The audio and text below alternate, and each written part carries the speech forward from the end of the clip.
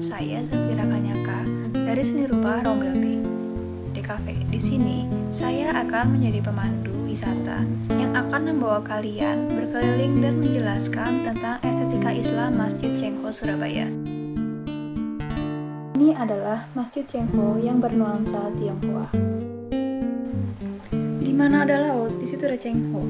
Begitu kata Hasan Basri yang terlahir dengan nama Lin Puxan saat menggambarkan sosok pelaut tangguh dari negeri Tiongkok yang dikenal dengan nama Laksamana Cengho.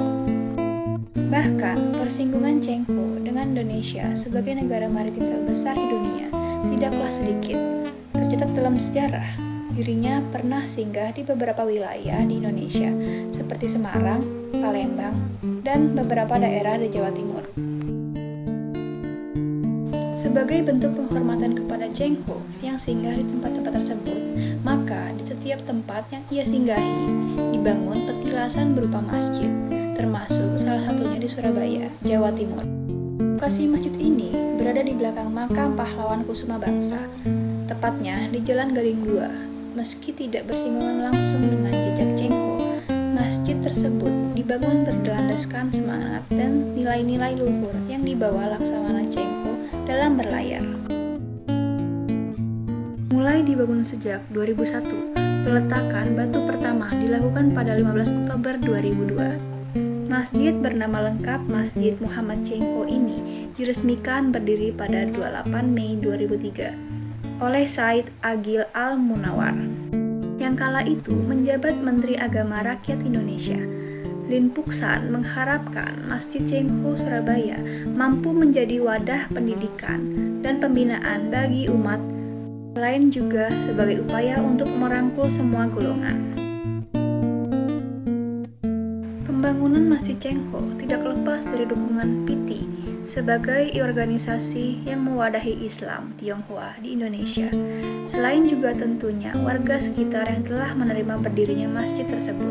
Meski berbeda keyakinan, Lin Puxan, Ketua Harian Masjid Cengho Surabaya, mengungkapkan tujuan berdirinya masjid ini selain sebagai tempat ibadah, juga sebagai media perkenalan Cengho kepada khalayak luas. Masjid Cengho Surabaya mempunyai ukuran 11 x 11 yang diambil dari ukuran Ka'bah ketika pertama kali dibangun oleh Nabi Ibrahim. Dengan ukuran tersebut, diharapkan setiap orang yang beribadah di masjid ini bisa meningkatkan level kekhusyukan sholat seperti halnya sholat Nabi Ibrahim.